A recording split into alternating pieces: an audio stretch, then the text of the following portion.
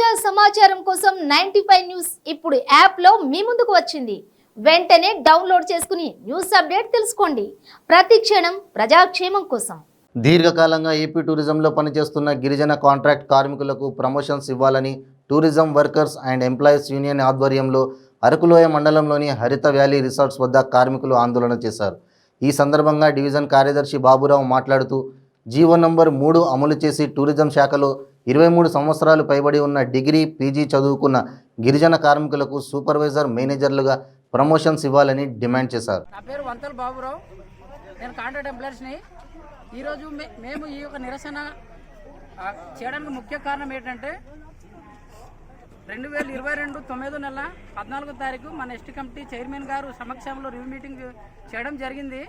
మన ST committee chairman గారు గిరిజన ప్రాంతంలో రూల్ ఆఫ్ రిజర్వేషన్ పక్కగా అమలు చేయాలి, గిరిజన ప్రాంతంలోని గిరిజనులు ఉండాలి, అన్ని కేటగిరీ పోస్టులు గిరిజనులతో భర్తీ చేయాలని మన ఎస్టీ కమిటీ చైర్మన్ గారు చెప్పినా ఆ ఎస్టీ కమిటీ చైర్మన్ గారు మాట కూడా లెక్క చేయకుండా మన టూరిజం ఉన్నతాధికారులు ఇష్టాసరంగా ఇప్పుడు న్యూ రిక్రూట్మెంట్ చేయడం జరుగుతుంది.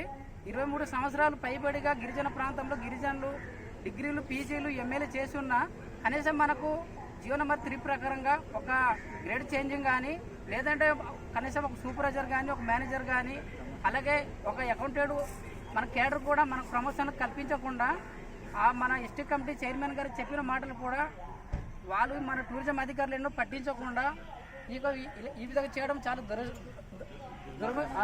దురదృష్టకరము.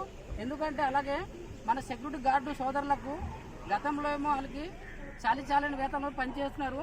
అలాగే 2010 ఒప్పందము మనం చేసుకున్నాం. గతంలో 2010 ఒప్పందంలో సెక్యూరిటీ గార్డుకి కలెక్టర్ గెజిట్ జీవో ప్రకారంగా వేతనాలు చెల్లిస్తామని టూరిజం అధికారులు రాతపూర్వకంగా రాసి ఇచ్చారు.